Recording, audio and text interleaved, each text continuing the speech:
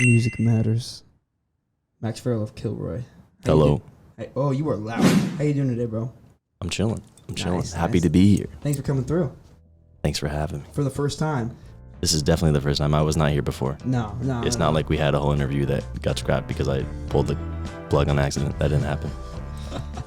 We should be transparent. I think that's okay. yeah, that's definitely okay.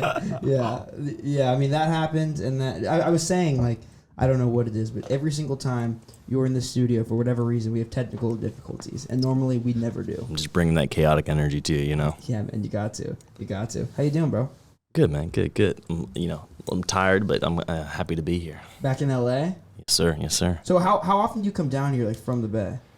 I mean, I've always had family down here, so like even when I was a kid, I'd probably make it down here at least once, twice a year, you know. And then lately we've been coming down more for shows and stuff, which has been cool. You guys have like a whole because you guys had a whole like run of shows down here, right? Yeah, I mean, we did one this weekend. It was supposed to be the full band, but the boys all got sick, so I had to kind of run it solo. Which I've done solo sets before, but like usually I have time to prepare. Like this was literally, I didn't know I was gonna do it till like the morning we were leaving. So dude, I drove down to Slow. And it took me like 5 hours to get there from the Bay because it was just crazy traffic. Like I passed like 4 or 5 accidents, and then I drove for like 5 hours from Slow to the Bay, and then literally got out of my car, had to unload my gear at this house show, and then just like play. Like I didn't even like there was no time to like sit down. Like it was just hectic. So I didn't even know what songs I was gonna play when I got up on the stage, and then like I just kind of had to wing it. I was like, all right, I've been playing this one lately and shit like that, but. Works, you know. Yeah, man, you gotta do what you gotta do. I feel like that is like a very, very underrated trait. Like learning to adapt on the fly, like as a performer, especially like with a band like your Creed, because you guys have played like so many different places, like, venues, houses, like anything, and it's like learning to kind of like adapt on a fly and be in those environments. I feel like it's such like a good trait to have. Yeah, I mean it's like the way I see it, it's like there's really only two options. You can either like sink or swim, you know, and it's like if you want to sink, that's on you, you know what I mean? But like. It's like, I don't know, it's like that's kind of life in general, though. Like, situations are always going to pop up, and you can kind of, like, I guess, freak out and be like, oh, this isn't going to work, or you just kind of, you know, work with what you got. Like, something we've kind of adopted as a rule is, like, the plan never works, you know what I mean? No, it's like, totally. You can have an outline of what you're going to do, but don't ever expect that to be, like, the way things actually go. You kind of got to just adapt as you kind of move.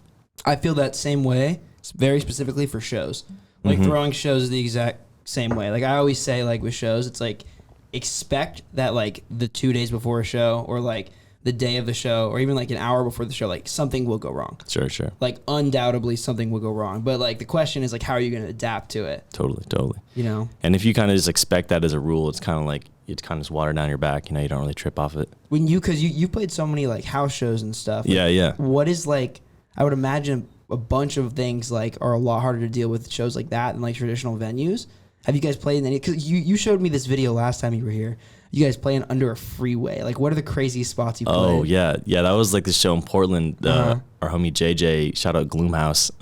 He put that on, and they put these dope like generator shows on. We were literally like under the I-5. It was like pouring rain out, like, and like we had like just like Jack has like this nice ass bass, like he's kind of like, so like it was a crazy situation, but it's like again you just kind of got to adapt and be like it's cool, you know. But that was a really fun show. Like honestly, like that, like for being like a generator show under a freeway was like very well run and like things were pretty smooth. Like there was really not that many issues. I've definitely been at house shows though where it's like I don't have anywhere to plug in my pedal board or some random shit, or like there's crazy noise coming out, like 'cause like the power is like all messed up and shit. Like they don't have like proper electricity and stuff. So like there's always something new, but you kind of just got to like figure it out, you know? I feel like it's also really easy to like cause I'm definitely a victim of this. I mean, you saw it like 10 minutes ago cause I couldn't get our interface to work. I know. When that shit happens to me, it's hard for me to not get frustrated. Sure, I think it's like a product of like caring about what you do to a certain degree. Yeah. But it's also like, what is the frustration going to fix? It's not going to fix anything. No, you know? It doesn't. Exactly. Right. So it's not that useful of an emotion at the end of the day, you know? Yeah, 100%. Where were you guys playing on this run of shows? So it was all SoCal, or were you playing in the Bay too? So this one was just like a little weekender. It was just like Friday night. I played up in Slow. It was like a cool ass house show. That was a lot of fun. Met some really cool people. And then Saturday night was at Occidental College over here in LA. Oh, cool. It was like the Spring Fest. They put on every year or whatever. And that was sick because it was like a mixture of like, you know, like local bands from LA, and then I think we were the only like band from the Bay, and then, or actually no, because TanuchiCon also is. But yeah, then there's some like student band and stuff, and then there's like a couple like national touring acts. So like there's a very like wide range of like artists and stuff, and it was cool to see. Yeah, those are like cool shows. USC throws a lot of those. Like I have a lot of friends who have played like the USC one to that. Yeah, most colleges like do like a spring fest and stuff like that. That was the one with Honey? On Saturday, yeah. It was like a Honey, and then I think like TanuchiCon. I think I hope I'm saying that right.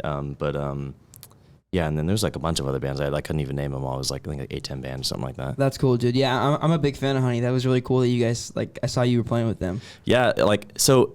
Just to be real, like Honey, like I've like seen the name around a lot and stuff, but I never really like listened to their music that much. And then like the flyer got posted, and I had homies hitting me up and be like, "Oh, you guys are playing with Honey? That's all sick." I'm like, "Yeah, word." So I didn't listen to the music. I'm like, "Oh, you guys are cool." And same with TanuchiCon. Like my girlfriend actually listens to TanuchiCon like on the regular, I guess, and was like stoked about it. And so I started listening to them. I'm like, "Dude, these guys are sick." Like, so yeah, it's cool like the way you get introduced to like music throughout the shit. You know? Is TanuchiCon, are they like kind of more on the hardcore end like you guys, or are they more on like the kind of indie rock lens like Honey, or they're kind of like shoegazy, you know what I mean? Cool. So they're like a mix. Yeah, like they have like a pretty unique sound though. I'd say it's like a good blend of like kind of like new wave and like shoegaze like stuff. It was cool. What a dynamic lineup. Yeah, it was fun, man. Yeah, I've seen like it's been really cool to see too, dude. Like honestly, just to give you your flowers, like congrats on like all these shows you're getting like after putting the record out, because it's been really cool to see like from afar. Because I feel like from the last time we talked, you guys did that run like right after the record. Yeah. And then I guess now you're doing like more and more and more. Yeah. It's been like how many? Like has it been like every weekend you're playing as of recent? Because it seems like you guys have been playing a lot of shows. We try to stay busy, you know, as much as we can. Like it's kind of like been after COVID, it's kind of like exponentially kind of grown. I think like 2021, like when shows kind of were first starting back up, I think we played like, I don't know, maybe 4 or 5 shows that year. And then 2022, like I think we played like 15 shows that year, you know, and then like we're already like way past 15 shows for this year. Yeah, like just I think we're like at least so we're around there. So just like but that's kind of what we want. We're like I don't know, because like you know we went like a fucking whole year and a half without being able to play like everybody did, you know, and I think like you take it for granted, you know, like when you're just kind of doing it, because like especially before pandemic we were playing like just gigging all the time and stuff, and you kind of just you take it for granted, you know, and then coming back to it you're like, oh damn, like I missed this, you know, and so it's like, and I think we're all at the point in our lives to where it's like, let's like either do this or not, you know, like we're kind of like let's like it's go time, you know, it's like let's like make a run at it or not, you know, and so I think this really the only thing any of us really want to do is we're like we might as well like go for it. Yeah. But yeah, it's been a lot, dude. Like I've been overwhelmed at times, just like with booking stuff and shit. Cause like I do all that shit myself, bro. Like like I even homie asked me because he saw like the run we're doing and stuff. He's like, "Are you guys working with management?" And I'm like, he's like, "Or is this all like blood, sweat, and tears?" I'm like, that's crazy. Nah, it's all DIY, bro. Like fucking, I sweat and I bleed and I cry all the time. Like so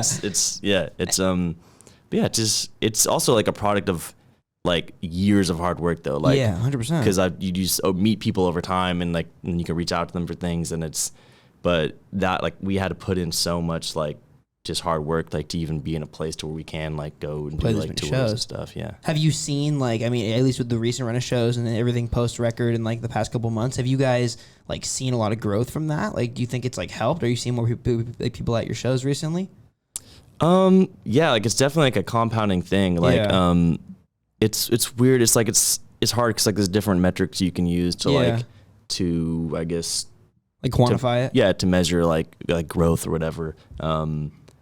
And I think I don't know. I hate like numbers because I think they're fun and they can be like useful like to show like whatever like a concrete like tangible like growth. But at the same time like it doesn't like really matter that much. You know, like I mean.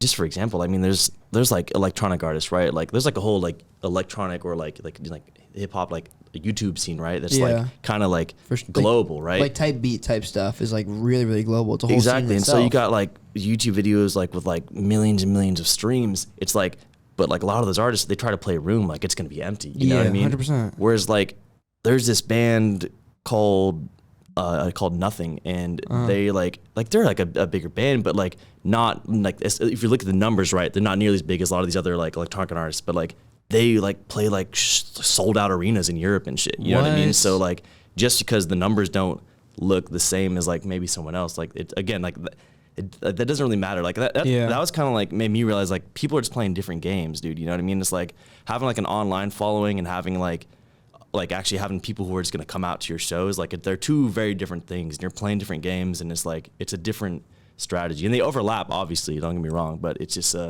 it's cool for sure. No, yeah, I feel that. There's a local hip hop fan or group from San Jose that me and Mario are like really big fans of called Kid Lords, like some close homies. Shout out to them. But we always talk about like they have a cult, like they literally have a cult fan base. That's like sick, it's insane, and it's like there's a lot of bands like that. Like I mean I can't name a ton, but it's like there's so many bands where it's like there's the opposite is kind of the truth, right? Especially when you in like the world of the internet, because you can blow up on TikTok. Like your song can blow up on TikTok, and you can have like 2 million monthly listeners, but it's like you have like 20 fans. Yeah, because a fan and a listener are two like totally different things. There's this book I reference all the time called The Concept of 1,000 True Fans, and pretty much like the whole hypothesis, like thesis of the book, is like saying that if you have 1,000 fans, you can be a full-time musician. Like 1,000 fans, but like what they define a fan by is like a fan is going to go to your show every single time you play. A fan is going to buy your merch when you drop it. They're going to buy your record. Like that's a fan. That's different than like a listener. A listener is like almost like an undistinguishable number, you know? Sure. And I think what that really boils down to, honestly, as far as I can tell, is kind of the genuine connection that like the person has with your music and they have with you as an artist. And I think a lot of times it does have to do with kind of how they find you. Like, I mean, just some video you see on TikTok that's like going viral and you see it and like, oh, this is cool. That's not going to have nearly as meaningful of an impact on you as like seeing something live and just being like blown away by, you know, like, or just like really being taken with like an honest live performance. Like that's the type of thing where it's just going to be way more meaningful and like you're far more likely to like follow the artist. I know that for myself. Like if I like see something online or someone sends me like a link to something, it's not going to be nearly as like impactful as like when I go to a show and I don't even know this band and I see them and like I'm just blown away. Like that's like the type of thing where like I'm going to like follow them. Yeah, no, I 100% feel that. I mean, there's like certain live performances I've seen where like I fully remember that performance and like I don't think I'll ever forget it. Like there's a lot of shows where like I've become or like I think another world this is like applicable in is like festivals. Sure. Like there's a lot of times I've gone to festivals and you know like you always know the headliners and like a lot of the bigger acts and you know some of the middle acts that you're fans of, but then it's like there's always like bigger festivals, a bunch of acts in the beginning you don't know. Yeah. You know? And I think like that's like one of the coolest things. Like I love like hearing artists for the first time live, or even like there's been times where I'll like hear someone's recorded stuff like on Spotify or whatever, and I'm listening to it and like it might not really resonate with me. I'm kind of like, hey, it's cool, whatever. Like doesn't really touch me though, you know? But then I see them live and then it just changes the experience. And so after seeing them live and feeling the energy of like that performance in the room, then I go back and hear that stuff on like, you know, streaming or whatever. And it's like, oh, like I get it on a different level now. Like now, like this that resonates with me. So I think that's just the power of like live music, honestly. Yeah, I feel that. Do you like cause I mean, as a band that you guys play so much live, do you consciously when you're writing music think about like the live presence that it could have? Oh, 100%. I'd say like first and foremost, we've always been like a live band more than anything. I'd say like, honestly, that's been our biggest challenge over the years as a band is just been trying to translate our like live performances into like a studio setting. Yeah. It's really difficult. But like, because even when we're writing, you're like you said, it's all about, we're more thinking about the impact of it live, right? Like when we're playing it, we're also like thinking about what feels like good to us to play. You know what I mean? Sure. It's not so much as like, oh, like what's going to be like this catchy hook, like that's going to get stuck in someone's head when they hear it, or like, oh, what's going to be like something that's going to grab someone's attention in a recording. It's like, no, it's more about that actual live experience for us, and that's definitely at the forefront of our minds when we're writing. And so translating that into like a studio session can be really, really challenging for sure. Yeah, of course. That it's like such an interesting concept too, what you just said, like a live band. Yeah. Because it's like when you think of like a band, right? It's like you don't think that they have like different purposes, but it's like they really do. Like there are bands that like, are not live bands. There are 100%. Bands that are like their main focus is like putting out records that are like gonna get a lot of plays, and that's totally fine. Like it's just another way of doing things, you know. But then there are also like bands like I'd say like you guys or like a lot of the bands like the scene that we kind of grew up in. The purpose of their music is to like play it live. And I think also even more than purpose, I think it's like some people just have different skill sets, you know. Yeah. Like there's definitely like, I mean that's just since like this whole music industry thing started in like the last century or whatever. Like there's always been like bands who are like studio bands and there's been bands who are live bands. Oh, like you know like a really like well-known example is someone like the Beatles, right? Like they were really a live band starting out with. That's like where they, you know, got their practice was just playing bar gigs over in London and stuff. What was that like, residency they had in London that they played like over 1,000 times? Like, I'm trying to remember the name of it, but it's like, you can read about it. It's like some crazy stat. They played this one bar like over 1,000 times. And so they were a live band, and they were just playing all the hits, all the classics. Yeah. So like they learned like what makes a hit, you know what I mean? So that's like how they started like writing and stuff. But then they kind of made the transition like after like they were kind of sick of playing live, then they kind of became a studio band and were using the studio like as an instrument. So like that's one of those like examples of a band who did both, right? And like there's always been bands who are studio bands and it's like low-key aren't good live. Like that's the thing, you know what I mean? That's it's okay. Like, and then there's bands who are like you might not really like their stuff recorded that much, but when you go to see them live, you're like, holy shit, you know, it's like, so, and then there's like people somewhere in the middle, it's a spectrum, you know, like, but it's definitely, I don't think there's not like a right way or wrong way, but it's just kind of what like speaks to you, you know? Yeah, 100%. And it's been interesting to see too, because like, just to kind of dive like into the history of Kilroi a little bit, like, so I grew up in like Concord and Clayton, and like you and me went to high school together at the same time, and it was like, you guys were the only band that are like, before I was like into the music scene, in the Bay Area, you guys were the only band that I like knew of. Sure, like, sure. You were the only band that I was like, oh, they're from like Concord Clayton. They're like from 925. I was like, that's crazy. That was crazy to me. They were like, you guys were like the first example of like that to me. And then it was like, I remember seeing the Kilroi stickers like everywhere. Hell yeah, dude, we plastered those things, dude, bro. I low key copied your model. Like I put above the bridge stickers everywhere. Oh, for real? Yeah, like that's road awesome, signs dude. and shit. But yeah, it was like, so I remember very early like trying to understand like what live music really was. Sure, and it's been interesting to watch you guys over the years, because it's like, you know, like the scene that you were like a part of, I feel like when we were like in high school and like directly after that, it kind of isn't like much of a thing anymore. Sure, yeah. A lot of those bands like got bigger or moved here, or like just, you know, they're not playing anymore, whatever, whatever the case may be. But it's like a lot of that scene is like kind of gone. But it's like, I feel like you guys, when you were in that scene, that was a bit more of like a sound that wasn't like as harsh as what you guys are doing now, I think. And then it's like now you kind of transitioned into like this I'd almost say like a Bay Area hardcore scene that is like still is kind of alive. And it's super interesting because like I me and Mario talk about this all the time, but it's like I think you can have, so if you have like every city in the world, not in the world, but like in America seems to have a hardcore scene. For whatever reason, it's like they could have no music scene otherwise, but they all have hardcore scenes. And it's been interesting to see that kind of like grow in the Bay Area, because it's funny that like there was a gigantic like indie rock scene, indie pop scene, like more of like a, you know, just like more of like an indie rock scene, like 3-4 years ago, like pre-pandemic. Yeah. But after that, it seems like the scene like now has been a lot more of these like hardcore bands kind of curating a community in the Bay Area. Well, I think hardcore is like in general, just in the past, maybe, you know, I think it's kind of been a long time coming, but it's definitely a lot more prevalent in like the mainstream now. Yeah. And so I think you see a lot of people like kind of getting into it that might not have otherwise been involved in like hardcore. And just like to preface, like we are by no means a hardcore band. Like I don't like, I wouldn't call you guys are like alternative hardcore. Sure. Like, I mean, I think not to label you. No, it's all good. It's all good. None of like, that shit even matters, I guess. But yeah, I mean, labels are just it's just a way of trying to understand shit. But I would say like what's cool, what I appreciate, like what you're saying about the hardcore scene now is like, I don't know. I'm just happy to see like people appreciating heavy music now, you know, like, and we've never been a hardcore band. I'm like, I don't want to like claim that, you know what I mean? Because I think that's like, it's a particular type of thing. And like, it's a particular type of community that like, that I have a lot of respect for. And yeah, but like when we were, I mean, there's always been a hardcore scene, right? But it hasn't been like, I think it's just kind of opened up more now to like a new group of people, and it's kind of like it's popping off in a way it hadn't in the past, which is like, again, it's awesome to see, because like you said, when we were like starting out in the Bay scene, it was like all indie rock. It was all like a lot of surfy kind of stuff, which is cool. Like we have like lots of homies who play that kind of music, and we were always kind of like a little bit the odd man out in that like scene, like not in like in a weird way, but just in our sound way. You know, like we were always like the heavier band on the bill, you know what I mean? That was kind of just the way it was, and that's just, you know, we were just doing us. Like, and I think it's kind of funny because it's kind of flipped now. Like now we play a lot of shows with like other like heavier bands, and it's like we're almost like the softer band now. Like that's so interesting, yeah. But like, and I think that just like for me, like we've always just kind of like done what we wanted to do. Like whatever's happening in the scene, like is cool, and like we'll like, I think we try to like definitely be able to, you know, fit our way into whatever kind of like music's going on. But yeah, we don't like change based off like what's popular, I guess, right? We kind of just have tried to do our own thing. But yeah, it's definitely been interesting to see like that sort of like just I'm just excited to see like that heavy music is being like kind of more like widely appreciated like in the Bay scene for sure now, like in a way that it wasn't at least in the scene that we were a part of it at one point. I feel like that's all post-COVID, like for a lot, for sure. Or maybe I wasn't as aware of it pre-COVID, but it feels like post-COVID, it's like one of the only scenes that's like grown.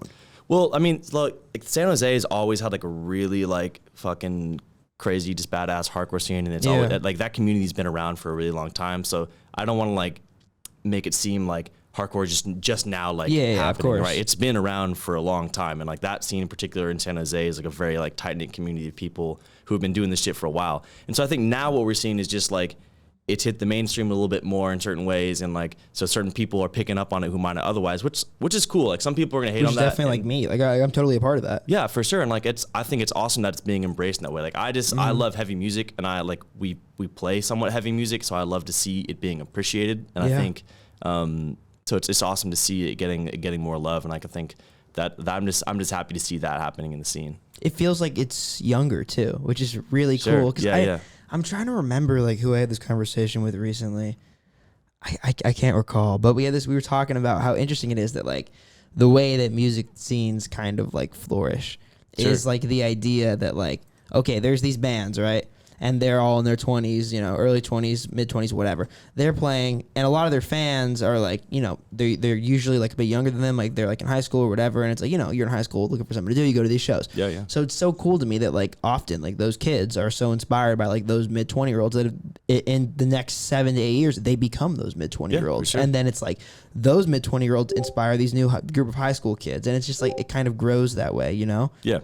It's so fascinating to me. And I think that's like something that like I think is underappreciated by some people, is like just the dynamic of like, younger kids coming up and like kids who've just been around for a little bit longer. Like I think like, and that's another thing that's really cool about like the hardcore scene that's kind of burgeoning. This is something that's always been like a mainstay of like punk hardcore music, is like there's really not a lot of like ageism in that scene. It's like you'll go to like a punk show and there will be like 50-year-old like bearded dudes, and there will be like 15-year-old kids, and like it's like and then everyone in between, right? And everyone just like in this really cool just environment where it's like it doesn't matter, right? It's all about the music, And I think there's other scenes where that's not as true, and like older people will be like, oh yeah, they're just kids, man, like yeah, we don't really talk to them, or like younger kids will be like, oh yeah, those guys are old. And I think it's just so stupid, because like like older kids have a lot to learn from the younger kids, you know what I mean? Like because they have a fresh perspective on things that like that you might not. And same goes for like the younger kids, like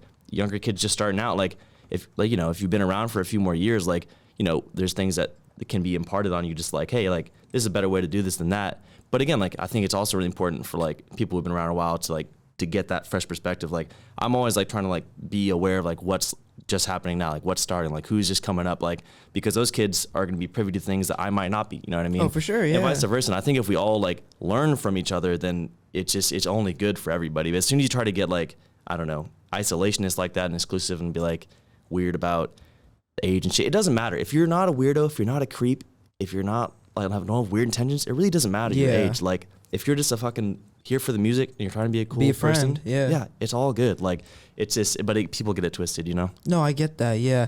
And I think there's something really, really beautiful to be said about like having that strong of a community and it being so tight knit. Like I was talking to my friend Ja yesterday, shout out to Ja, about how he like after all his shows he like stays and he'll talk to every last person that's there. For sure. I think that's really, really cool. I know you mentioned like in some of the shows on this run you met some really cool people. Is that something you try to do? Like stick around and watch the other bands and see everybody play and then like talk to people? Sure. For sure. We've never been like we're always the band who stays. Like that's so cool. We can open, we'll be there till then. You know what I mean? It's just that's just kind of the way that we are. And I think it's like kind of a work ethic thing too, you know what I mean? Like sure, like would you prefer sometimes to like go home and like or sleep or go party or some shit? Sure, like maybe that's, but like it's at the end of the day, like that's just not, it's not cool. It's not really like not respectful. And that's like one of the things, again, like you've been around, so like, and I've been the band who's last and people leave, you know what I mean? I feel that, I've been the band who people were here for us and then people leave after the band after us. So like I've seen that shit. So I don't like to be that person, So that's one of the things that comes with a little bit of experience, I think. But yeah, it's but as far as like meeting people, like for me, other than like, you know, actually making music, one of the biggest things I like about music is just the way it connects people, you know? Yeah, like, of course. So for me, like that's one of the biggest parts of it is like just meeting people and making connections. And I mean, that's honestly been the way that I've always made friends, has been through music, you know? Like it's kind of the way that just makes sense to me. And I think there's something. Same, I fully agree. Right. Yeah. It's like sure, you can go to a fucking like party and talk about bullshit, or like go to the bars and like, but like, what are you really connecting about? Like it's just, you don't have that thread, you know? And so for me, like music has always been that thing that helps me like connect to people. And I think music is just powerful that way, especially live music. Like the way like just an honest performance can unite a room is crazy. Like, and then that's one of the things, like age melts, like differences melt. Like it's just, we're all here for the same thing. Like, and that's like the shit I love to see, like in a scene. Like, and so for me, it's like, it's just definitely all about, like that. It's like human connection, you know? So yeah, of course, like I'm never going to be the band who's like, oh yeah, peace out guys, see you later. Like we're here to like play or sit and be cool. Like that's fucking lame, bro. Like I'm here to like, to meet people and like connect. Like if you're cool, like it's cool. Like it's like, it doesn't, it's just that weird mentality of like, it's like based in ego. Yeah, it's like, oh yeah, I'm like above this. It's like, no, you're not though, dude. It's like, what? Like, I don't know. Like you're here, aren't you? Like, why aren't you here to like meet people and connect and like make genuine connections too? That's another thing, bro. Like I've never been that great of like a networker, right? Yeah. Because like people would be like, oh, like, yeah, you got to meet this guy because he can do this for you. And you got to like chat him up. And I'm always like, I don't, like, that's just so fake to me. You know, Let me it's be like, friends with him first. Yeah. Yeah, like I'd rather just make a genuine connection with someone. And it's just like, if it's some random person who's just like cool and at the show, like, sick. Like if I have a genuine connection with you and I have a new friend now, like that's awesome. Like, and if maybe somewhere down the road you can help me out with with whatever, but if not, like that's not why I'm making the connection with you, you know? Like that's just, that's hella fake to me. And like, I agree. And I've had people come up to me and act like that. And it's like, all right, dude, like people just want to come up to you and talk about what they've done or like what they can do for you. And it's like, what's your name again, bro? Like you didn't even introduce yourself. Like what's up? Like I don't know. It's like, so for me, it's all about like just making genuine connections with people. Cause I mean, if I hadn't done music, bro, there's so many people I wouldn't have met. Like some of my, like really all my best friends I've met through music, through playing shows. And it's like, and if I had been like sacrificing that to like meet whoever's like hot or meet whoever can like do something for me like that would have been wasted. You know what I mean? So dude, that's beautifully said. I always say, like it's interesting when people always talk about like parties versus like concerts. It's like, to me, like my party's always been a concert. Sure. Like my concert's always been a party. Yeah, you know, like it always feels like, because it kind of what you said. It's like there is no common thread connecting everybody in the room at like a house party or whatever, or like a club. You know, it's like everybody's there to get fucked up, and it's like, all right, that's like, it's cool, I guess, but like it's not like my scene, you know. Yeah, no, I feel the same way, and it's like when you're all in a room, kind of what you said, like for the same thing, the same artist, the same scene, the same genre, like the same like interest. It's like you have that common thread that like fully connects you, and it's really, really beautiful thing. I think it's interesting too to think about like the way that like those worlds kind of like blur. Like it's really blurry, and that was something I think I struggled with when I first moved to LA, because it's like it's like I feel like the line when you're like making a friend with somebody, and then the line when you're like trying to like network with somebody or something, they can be blurred very, very easily. And that was something I struggled with a lot, because I always felt like if I just tried to make friends, people would interpret me as somebody who's like trying to use them or trying to like, you know, take advantage of them or some way, like, oh, like what can you do for me?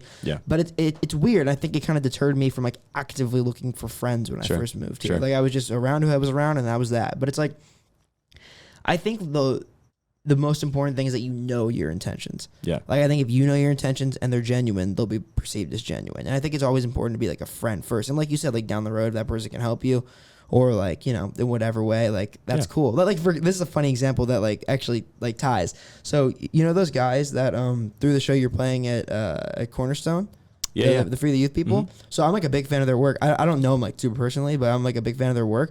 So how I became like aware of that was I was in Golden Gate Park before a show that we threw, and we were just like, me and like the rest of the team were just like hanging out, sitting, because we just had time to kill. We were like eating or whatever, and this guy walked through, and I think he was like playing music. I don't remember exactly what I said to him, but we were like we just started talking or whatever. And then he ended up being one of the guys who like threw that show, or one of the Free the Youth dudes. But like I followed like their Instagram and everything, and I've just been like a big fan from afar of like what they do from like recently, and it's been really cool, because it was like It just started as like a random, genuine connection that I just made in Golden Gate Park on some random day. And then it was like, I also got to like, you know, be privy to like a cool scene of like people that like I'm now like a fan of, you know? Yeah. It's I think, cool. Yeah, again, it's like those genuine connections are really the ones that are going to last too. Like, like, I mean, think about it. Like, let's say like someone wants to like do something with you and like you meet him at some random party or some show and they're like, oh yeah, I know I just met you, but could you help me with this, bro? It's like, you're like, who are you, bro? Like, I don't know. It's like, but like, it's those people I've known forever. Like, those people like I want to help out, and those are people who help me out. You know, it's like, and it's, I don't know. It's a weird like, like you said, it's a fine line because it's weird. It is. There's like, it's different when it's like, oh, you know, I'll do this for you, you do this for me, versus like, we are just friends and we both genuinely want to help each other out. You know, like, or we're just friends. We both love music. Exactly. You know, so we're just in the same groups of people, saying in the same scenes. It's like it makes sense that those people will be your friends. You know. And for me though, it's like it's so much more exciting to like come up with somebody and like watch each other grow than to be like to get put on. Like, not that that's not cool. You know what I mean? Like, and that's another thing that's really dope is like to see like, you know, bigger artists who are like have like, you know, gone a little further with things, just like, you know, kind of reaching down the ladder and like helping up younger homies and stuff. Like, that's badass. I love to see that. Yeah. But also I think it's like this, like that show we played at Occidental, bro. Like the guy who got us on that bill was just a homie of mine that we played shows with like forever in the Bay. And it's like, I never would have known that he would have been working at the radio station down there. Like, like he was just my friend. We played shows together and we've just stayed homies. And now he does that. And I'm like, yo, we're trying to play a show now. He's like, oh, dude, I can get you on this fest. It's like, it's like sick, dude. We're just like, and Thank you. Yeah. And it's like, he always know that I got his back and I know he's got mine. It's just like, and those like those genuine connections you can't like fake, you know? That's it's like, beautiful. Yeah. So that's, and again, that's like what it's about really at the end of the day, you know? Isn't it funny how those things connect too in like ways that you never could predict? Like, I got a call a couple of months ago from like somebody that I met at a music video shoot for another one of my friends, and we just like became friends or whatever. And she just like randomly like called me and asked for like a reference for like this show she's booking for like UC Riverside, and I had no idea she worked in music, no idea she did any of that stuff. Yeah. But I thought that was so cool because like, wow, like the world that I associated with you with in my head was so different than the world that you're in. Yeah, 100%. And it's like, and that's why I hate the fucking like, oh, you got to talk to this person. They're on right now, bro. They're up next. It's like, who cares? They could have fallen off in a year from now. Like, and then like what I just tried to fake a connection with them so they can help me out right now. It's like, you don't know who you're going to meet. That's like, might not be doing anything right now, but they could be doing something crazy in a year or two. And then like, and then it's actually your homie. It's like, I don't know. So it's, you can't predict the way things are going to play out. So why not just be real and make genuine connections with people for the purpose of making that connection, you know, just being a friend and like being a human who has a connection with another human. Like, just do it for that. And whatever happens, happens. You know what I mean? Like, if you try to play the game too much, you get too in your head, especially with like social media now these days. You're trying to keep track of what's going on. It's like, who cares, bro? Do you, be real, make friends. And if you just like put all of your effort into something and like you do it with like good intentions, like good things are going to happen for you, bro. Like, that's just the way the world really like works at the end of the day, you know? Yeah, no, 100%. It's like what you give comes back to you. Yeah. I think like a similar thing that would be interesting to talk about is like, it's kind of in this world, but kind of not. So I had like because I mean, you just said like most of your friends are in music. I'm the same way. Like almost all my friends are in music, and I've been doing this a long time, but nowhere near as long as you. So I'd ask you this question. It's interesting to me, and it gets difficult when you start to anticipate and feel burnout, and you live in a world where it's like every single person you know is in music. Like for example, I got lunch with a friend recently, and he's been in like the music industry for like a really, really long time. Somebody I look up to a lot. And we were just talking about like burnout and like, you know, like longevity. And I asked him, I was like, dude, how do you like maintain the consistency you've maintained over all these years doing the things that you do? And he kind of just looked at me like blank in the face like this. And he's like, what do you do outside of music? And I had no answer for him. I was all like, my career is music. Or like when you know I'm trying to make it to my career is music. What I do for fun outside of that is play music. I was like, all my friends are in music. The things we do are music. Like I go to concerts for fun, and it's like I'm obsessed with music. I love it more than anything else in the world. But it's like I realize that like I am sometimes a victim of being so much in this world that there's nothing outside of it. So I would ask you, have you, as you've gotten more and more like into being a musician and like just grown as a musician over the years, like has it become hard for you to like make friends outside of music? Or maybe I'm just projecting, I don't know. I think your homie hit the nail on the head just saying like, you know, what do you do outside of music? Because I think being a creative person, like you're constantly outputting, right? Like you're making things, and especially now, like the pressure to like create content and stupid shit like that. Content. Like it's like you're constantly outputting, constantly just like draining your creative energy, draining your creative tank. And it's like, you need input too. Like you have to do things that fuel you. And like, so when you're making music and you're doing music, sometimes playing a really good show will give you inspiration to keep going, you know. But sometimes you play like 3 shit shows in a row and you're like, fuck, I'm drained. Like all I'm doing is just trying hella hard and like it's not happening. And then it's like, and that's, again, you kind of have to push through that. But so that's why it is important to have something else to kind of recharge you, whether it's, and it can be music, it can be like listening to music you love, it can be going out and seeing your friends play music, you know, and or it can be anything. Like the world is inspiration. I mean, the world is art. Like we just make art because we're trying to like basically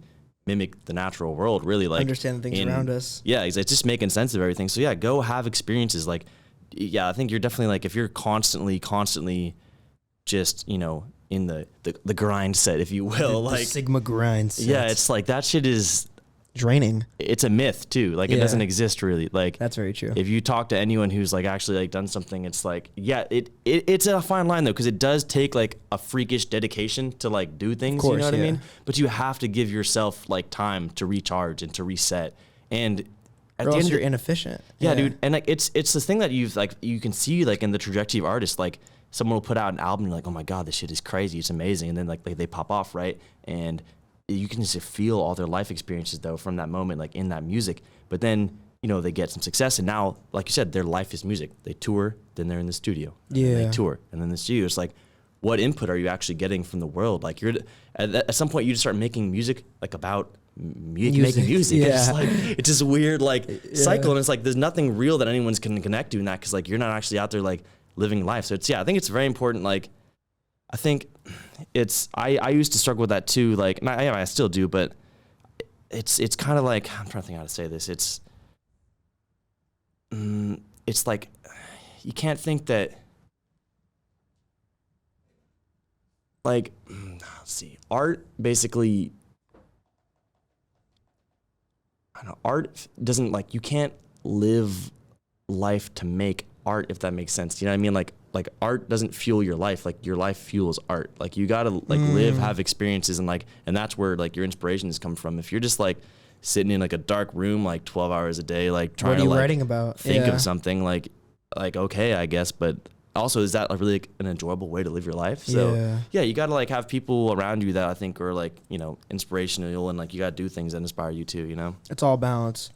When you I guess like on that note, I want to ask you about like the different iterations of Kilroi, because it's like I know we covered this like at length last time. Yeah. And run through it though. Yeah. But it's like, you know, Kilroi's been a thing for like how many years, like officially? Shit, let's see. I mean, I think I started this project with my homies when I was like a sophomore in high school. Yeah. So I mean, we put out our first record in like 2016, I think, and that was like, I recorded it in my garage, in like my parents' garage, in like our little dirt room in the basement or whatever, like, and just with like some equipment I had like bought and stuff. Like I think I had like a 2-input interface or something like that, just like trying to record a whole drum set, like crazy. And it's like I knew nothing, and like, but I was like, I really want to do this, you know. And so I did it, and so that was like, the first iteration of it. I was like my really good friend Colton O'Connell, and like my brother Shane playing on the drums, and like my childhood friend Michael Holmes on bass. And that was like the first iteration of the idea of like what I wanted to do. So it was the first time I'd like really, I don't know, started like being like, oh, I really want to like do music and put time into it, you know. Like that was like the spark, I'd say. That was, how old are you now? I'm now 24. So that was like probably like 8 to 9 years ago. Let's see, 2016. You're looking at like 7 years now, I think about. Were you like taking it seriously at that point?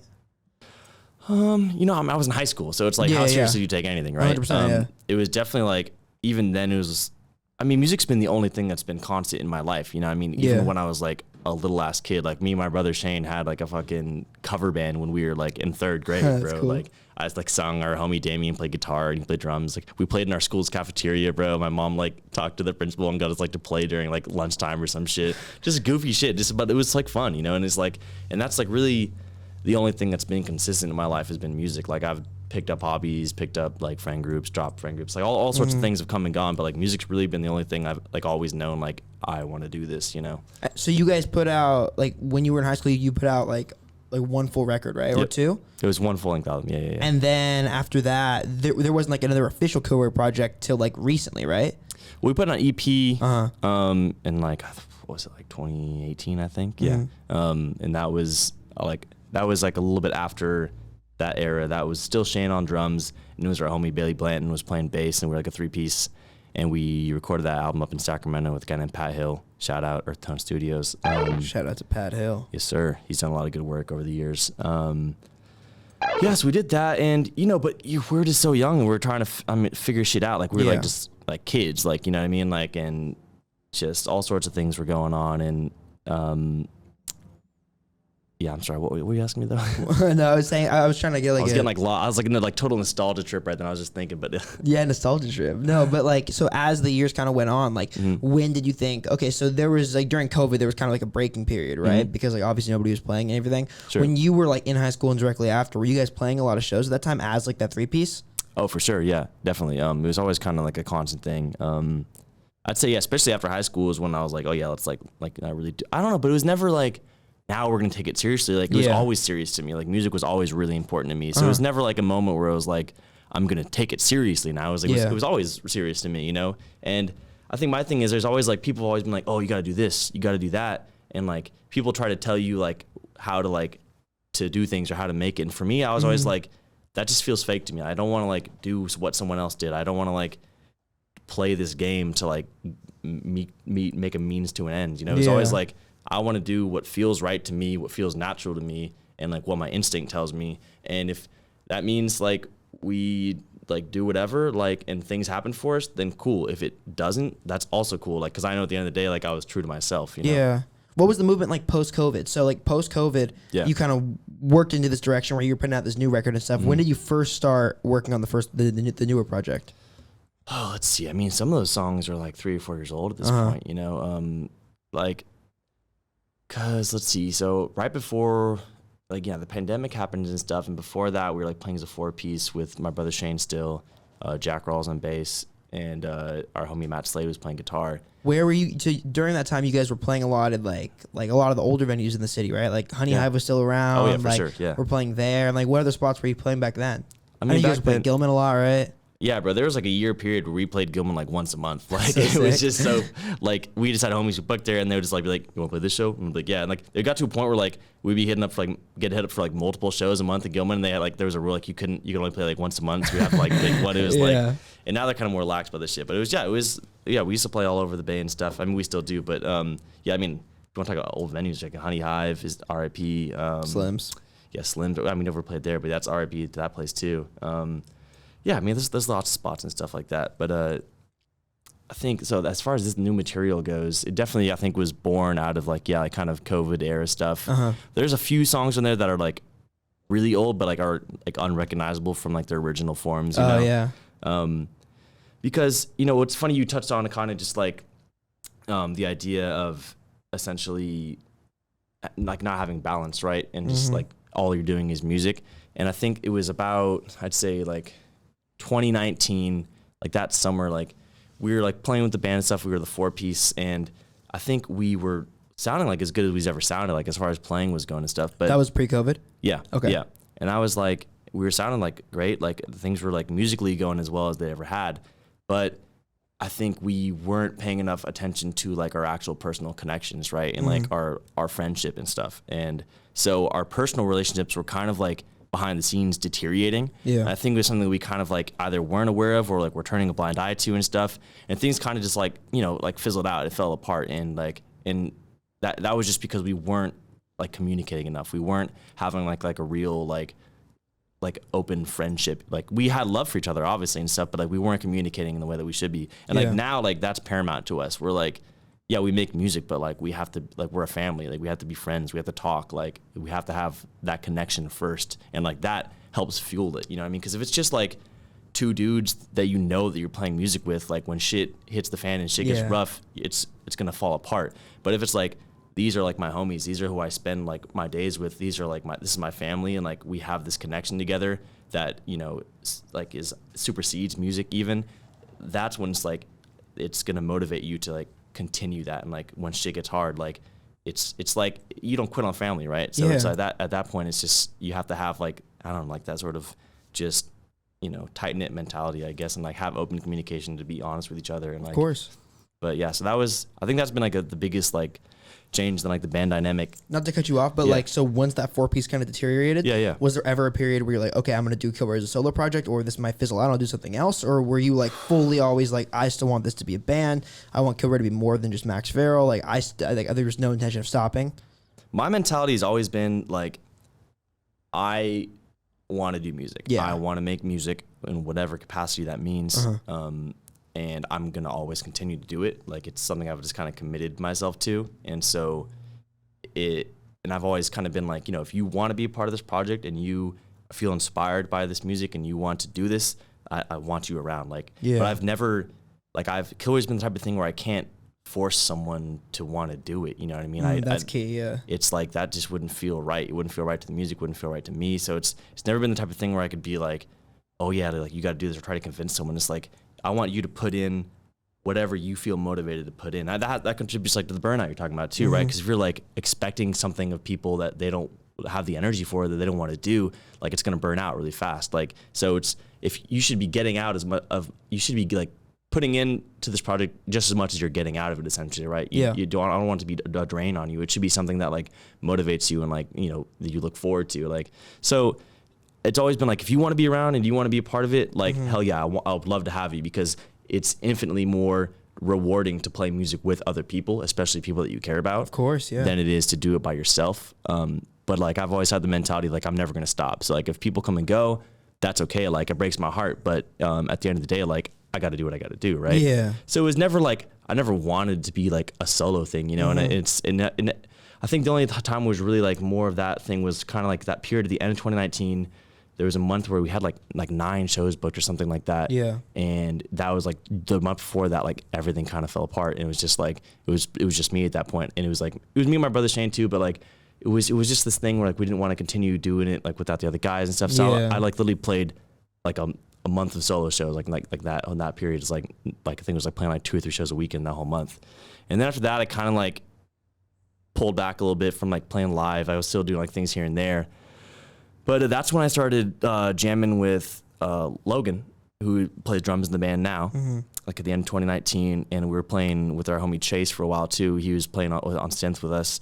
And that's kind of where a lot of this material was born, kind of out of that period of just sort of like a new iteration, almost like a new era. Yeah, I would say to me, the 2 distinct eras of Kilroi are like with Shane on drums and with Logan on drums. Yeah. And like, so that's like that end of 2019, there was like that kind of splits off. Okay, yeah. And then I guess within each of those iterations, Jack has been a part of each of those iterations. So there's kind of like, in the first iteration, there's pre-Jack, post-Jack.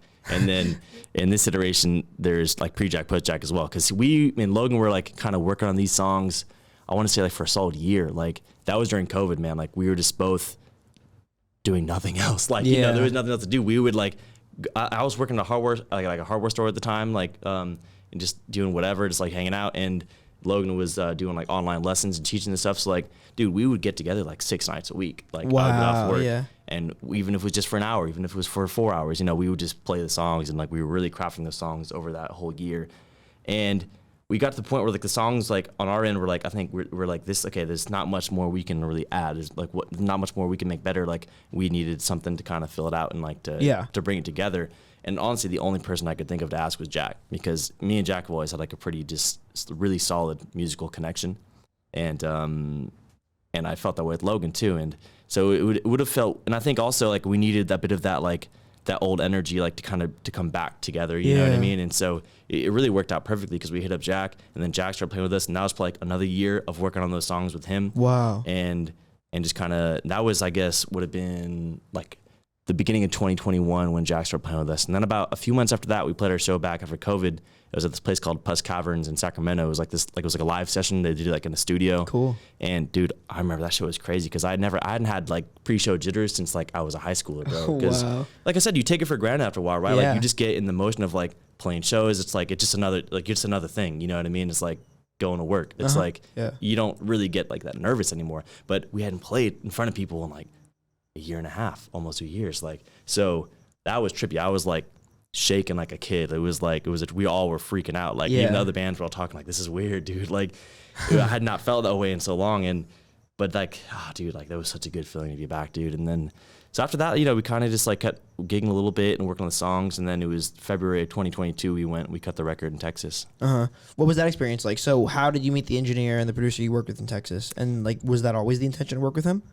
No, so it would have been the end of 2021. We were going to record with the local guy up in the Bay. And we had just a really, really not good experience. I don't need to delve into details, but it just didn't go well. We didn't get very far, and it was just, the energy was completely off, and we all were like, all right, that was basically about as bad as it could have gone, right? Like, so we kind of, I remember it was like after like one of the sessions, like we all kind of went out in the parking lot, and I was like, we need to go talk somewhere, bro. And everyone's like, yeah, we do. So we like went to like fucking Nations or something and just like sat down and just said like, so what do we do, bro? Because this is obviously not working. Like, and I think honestly, like that negative experience kind of like jettisoned us to like be, well, that was the worst case scenario. Like, what would be the coolest thing we could do, right? What would be what do we really want out of a recording experience? Because that definitely showed us what we didn't want, right? So we're like, well, we were kind of like really thought about it, like, what do we want out of a recording experience? We're like, well, we just want to like sit up in a room, like, and like we just want to set up all our shit in a room, like we do when we practice or play live. Have someone set up mics and just record it. And like, we don't want to deal with multi-tracking. We don't want to deal with like, you didn't dub anything on the record. It's all live. There's a couple like vocal overdubs, but all the instrumentals are just that's sick. One live cut. It was not like, there's no tracking, no metronome, no click, nothing. It was just like us playing, which is just what we wanted to do. It's like how we play, because there's always something lost in translation when you do like multi-tracking, I think so too, yeah. And then obviously like you can use it as like an instrument, like the multi-tracking environment itself, and that's a cool thing to do as well. But yeah, there's something urgent in like a live version that is lost. That's a great word. When you like kind of urgent, yeah. Yeah. It's just like this immediacy of the sound and of the feeling that you lose when you separate, like, because there's like something that you capture in the room when you're all playing together. Yeah. Like, and it might not even be something you can hear, but it's something you can definitely feel, and it's like, it's a feeling for sure. And you think about like a tape machine, bro. We went straight to tape, and it was like, that's like picking up vibrations in the room. Like, you're putting out energy and vibrations in that room, and like that tape is picking all that up. It's like, it's all getting collected. And so I think in like our modern recording industry, like that gets like, the importance of that is downplayed a lot. Yeah. And like, it's like, sure, can you get a cleaner recording, multi-tracking, but that was not the priority for us. We've never been like, oh yeah, let's have a clean, like hi-fi sound. And like, that's cool. If that's your goal, go for it, dude. It's a great goal.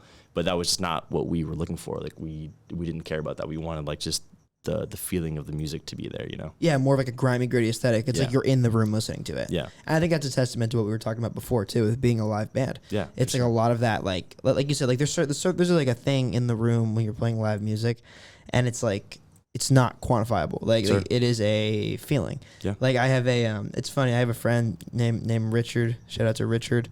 And he always talks about the idea of the artistic muses. And he thinks that like when you have like a random idea or like a random musical thought or a random like thought, he's a director, but he says when he has like a random idea for like a film or something, it's like he attributes that idea to like the creative muses. And kind of how you please the creative muses to kind of give that energy back to you is when you sit in your room with no ideas for fucking hours and you work super hard with no real potential that's coming from it, or like, oh, you run into a bunch of dead ends, Sure. It's like those dead ends eventually like supersede themselves into like the ideas that you run with forever. Yeah.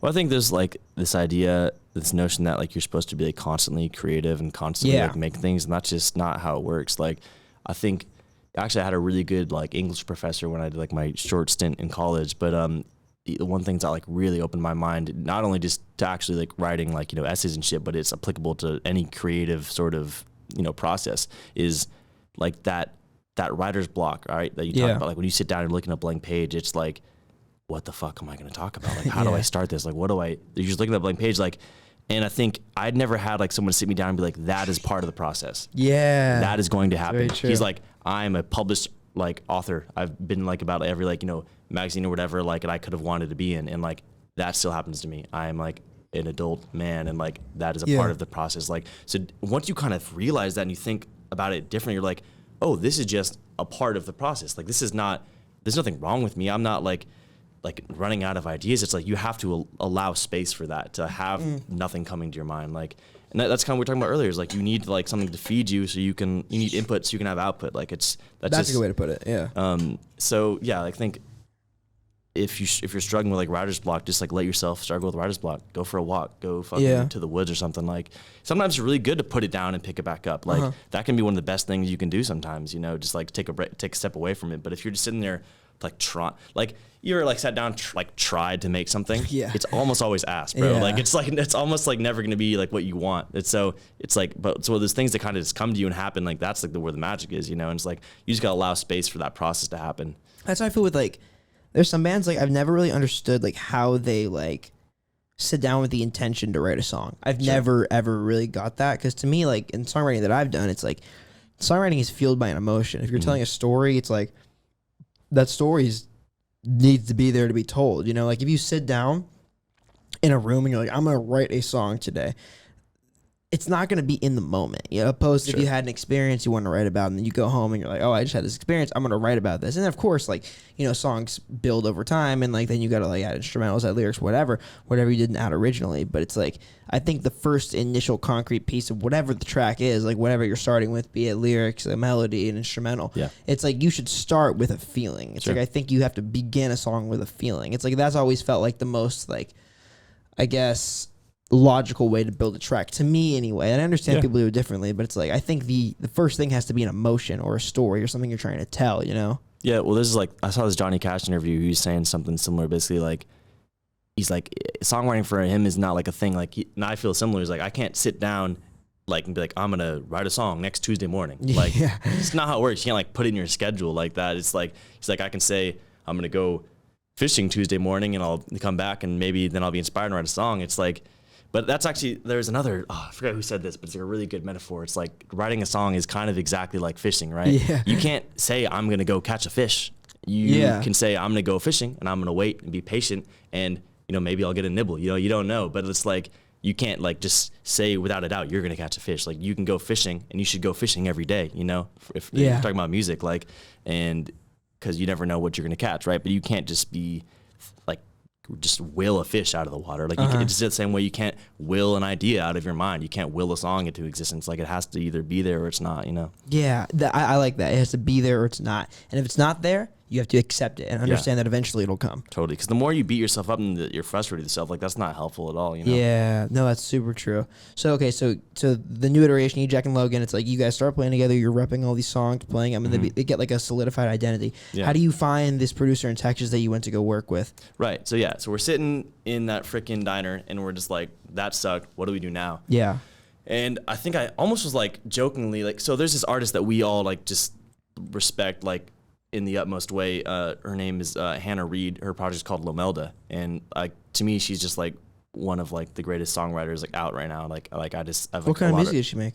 It's hard to pin down. It's like I guess it's definitely more like singer songwritery than we are, you know, and Sounds that's like sick, that's kind of the basis for it. But I don't know. She's one of those songwriters where like her songs kind of like defy genre because it's just like it's music, you know. It's a story, and I don't know how really to explain other than that, but I'll check her out. The way that she just like paints a picture with sounds and with words is like it's spectacular.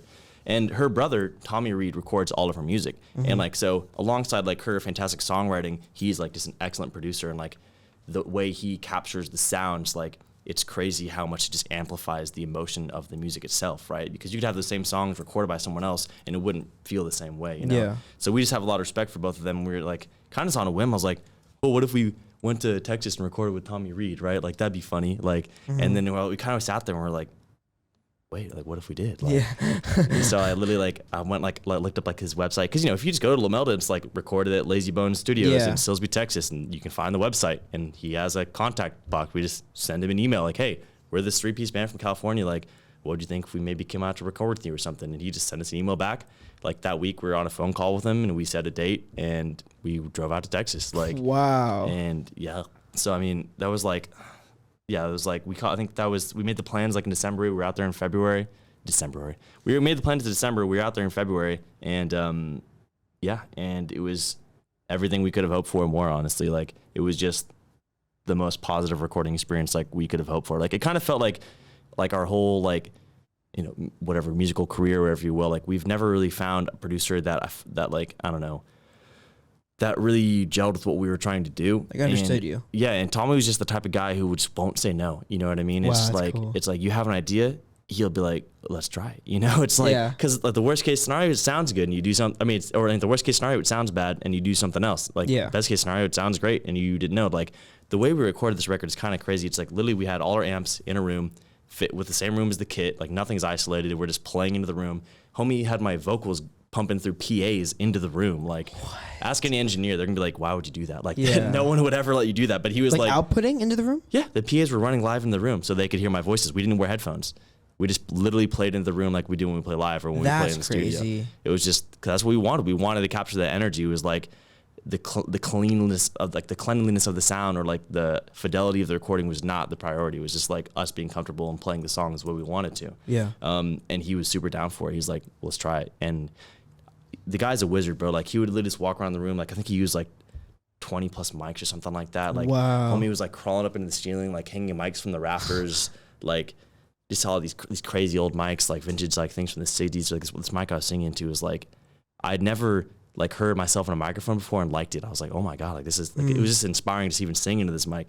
And yeah, he would just like walk around, we'd play, he'd just move shit around. And like the way he does it is so unorthodox because most engineers, they're measuring distances from mics. There's a lot of theory involved. That man did not pull out a measuring tape once. He's literally just like putting things here, doing it there.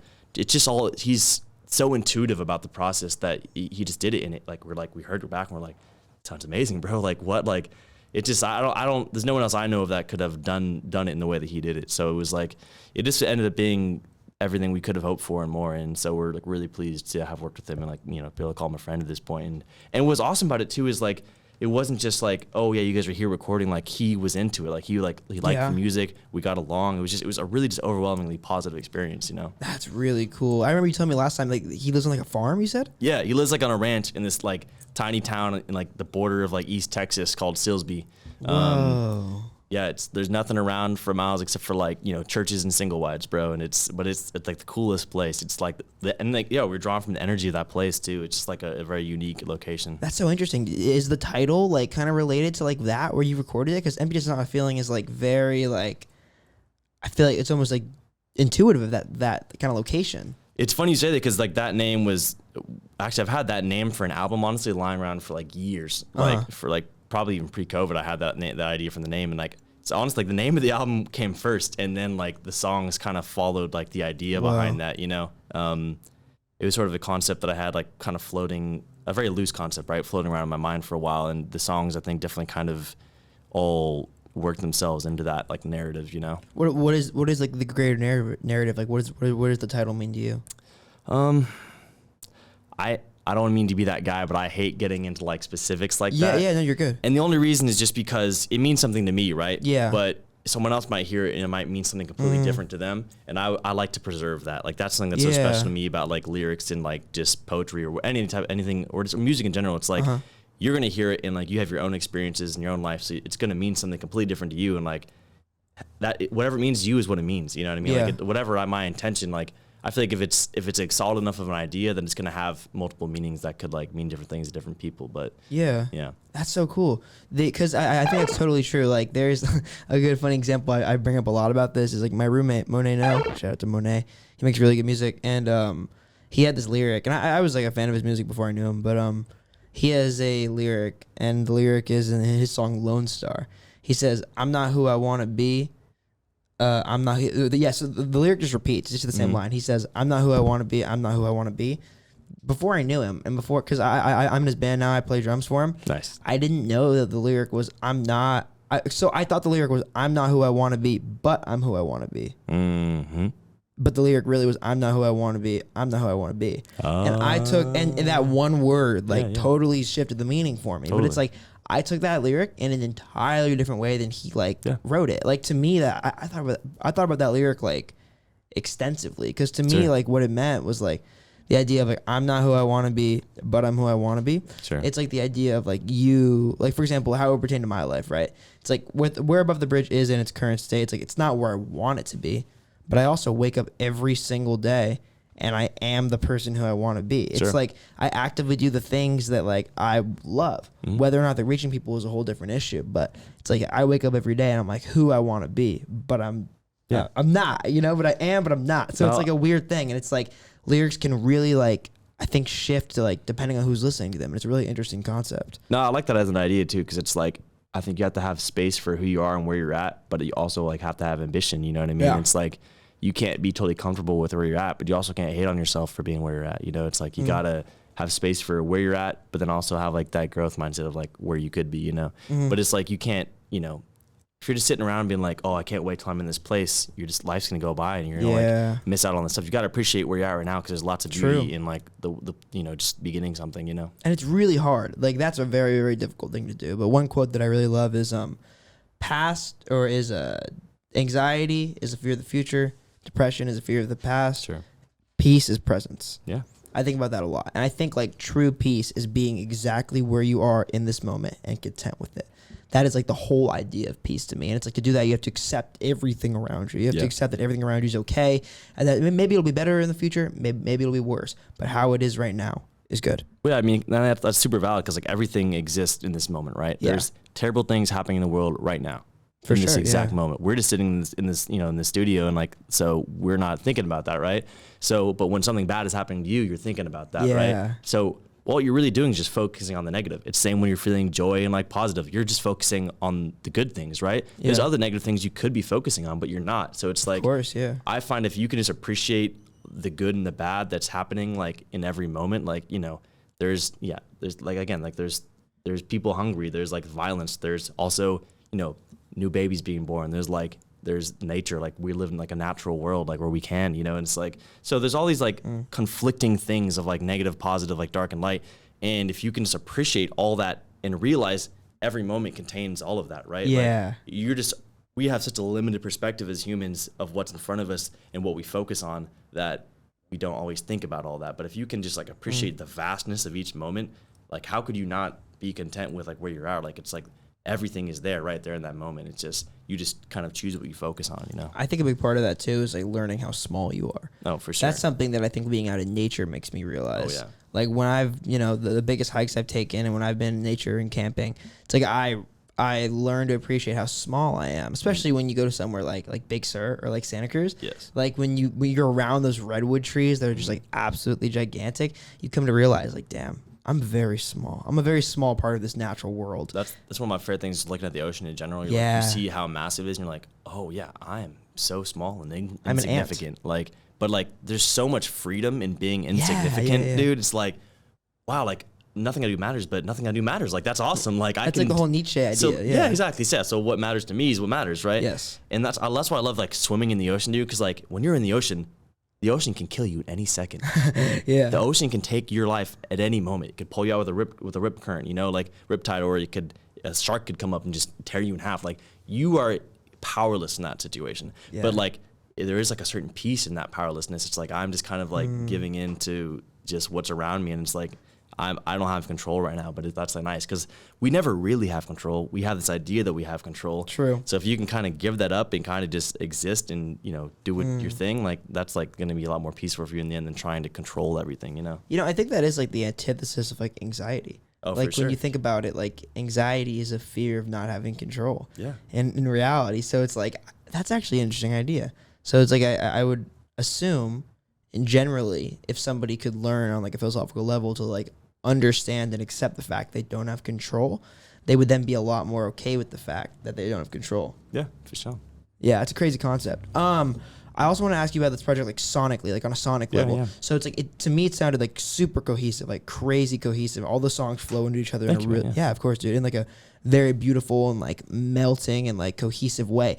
Was the sound of the project always like this iteration? Like when you wrote these songs, for example, were they very different sonically, and did they evolve into this cohesive sound, or were they like how did the songs evolve sonically over the course of writing them and refining them, and then getting them to a place where they were ready to record?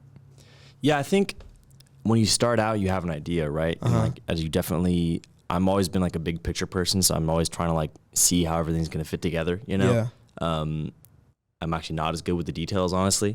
But so you definitely have an idea going in, like there's this and it's not like always concrete or picture perfect, but you just have this image in your mind, whether it's a sonic image or like a visual image, and it's just there's this idea there, like you're kind of chasing that, right? And you're following it. But as you go through the process, that idea changes, you know what I mean? So it's definitely, and I think the more of that original spark that you can retain, the better, but it's naturally going to just sort of evolve over time. And so that North Star that you're following is going to kind of shift across the sky, like, you know, throughout the process. And so I think it definitely, it's something I realize too, is it's never going to be what you thought of originally. Like, that's like, what's his name? There's this author. I'm blanking right now. But anyways, there's this idea, right? And it's like that perfection is essentially Foster. Dude, that's gonna kill me if I can't remember. God damn it. What's he written? Freaking Infinite Jest, and I can't think of his. Yeah, David Foster Wallace. Thank you, bro. Thank you. Mario. Yeah. Shout out. Mario. But so basically, wasn't what I had in my head. Oh. And I didn't. So looking back at that, do you wish you didn't do that? You know, I don't like to think that way because it's led me to where I am, and I'm like super stoked about what we're doing now. Of course, you know, so and I don't know what the result would have been if we had finished it. So I'm totally at peace with the decisions we made. But yeah, if I think about it logically, it's like I think there's a lesson in that. Yeah.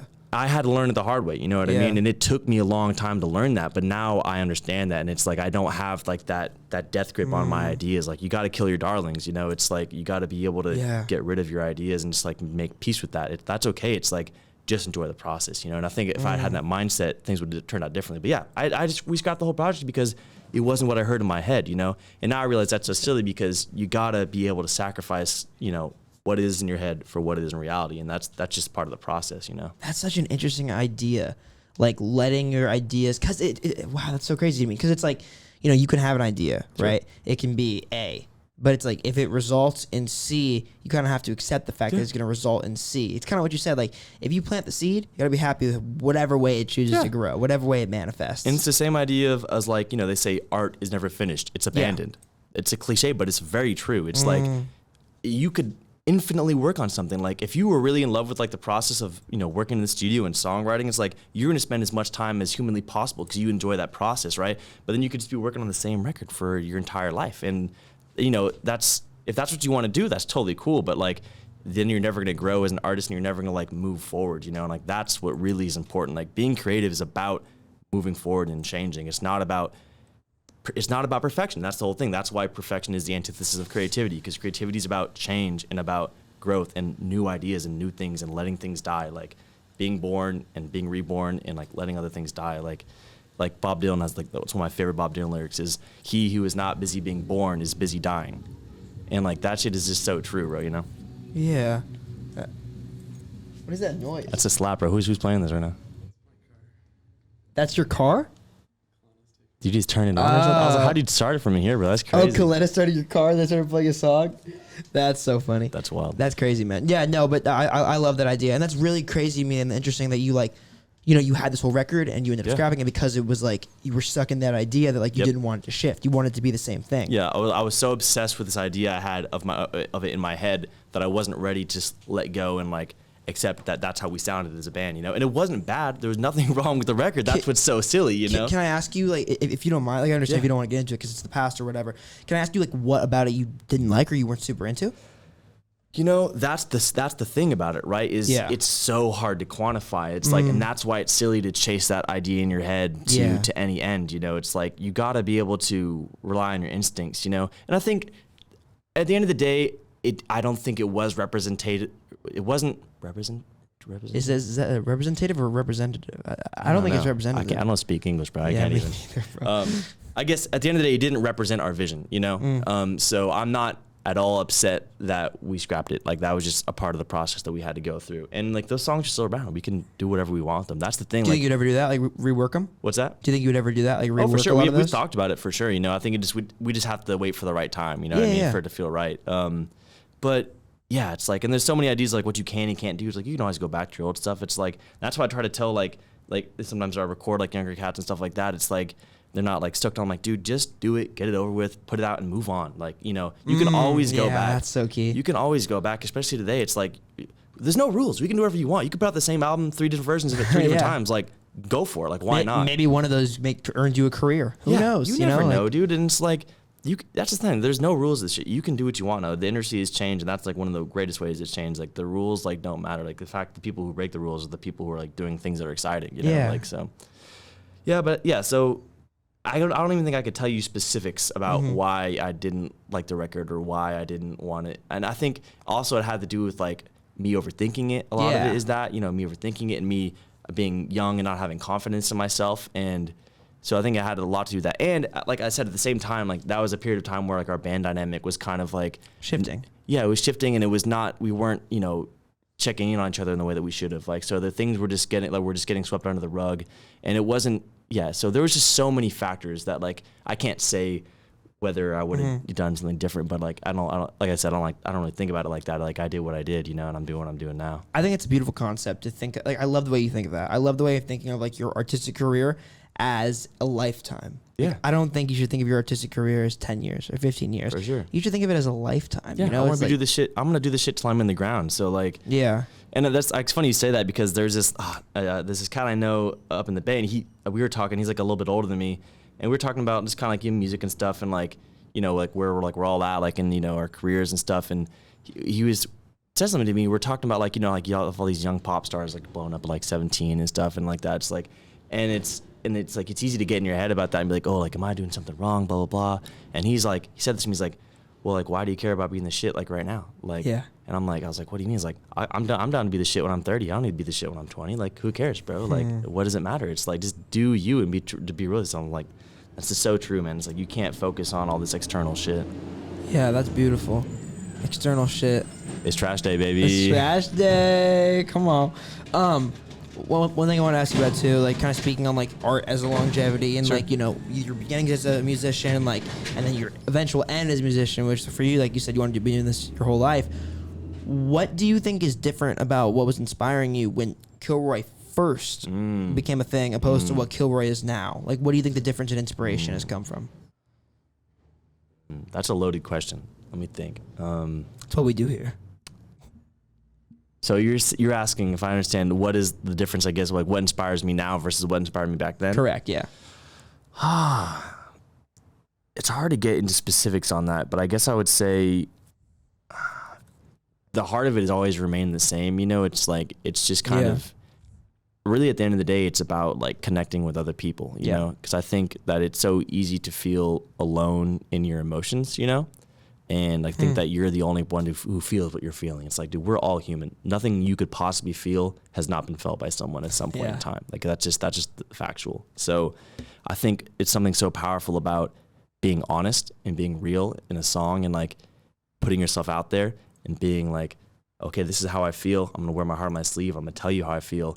And then it's so infinitely rewarding when someone's like, oh my God, I feel the same way. Like, and that's when you, or like, it's the same way as like, you know, when you're listening to music, when you hear someone say something and you're like, holy shit, did they just pluck that out of my head? Like, that's what I feel. It's like, and I get goosebumps just thinking about it. It's like that emotion and that feeling. I think that's always been at like the heart of Kilroi, is just that idea of connecting with people and like realizing we're not that different. We all feel similar things, and like we are all going through similar things, and not to like discount anyone's individual experience, right? It's all layered, and there's different, you know, variables and specifics, but at the end of the day, like we all go through similar things, and it's like using music as a tool to realize that has always been like really powerful to me. So I think that's been something that's remained constant.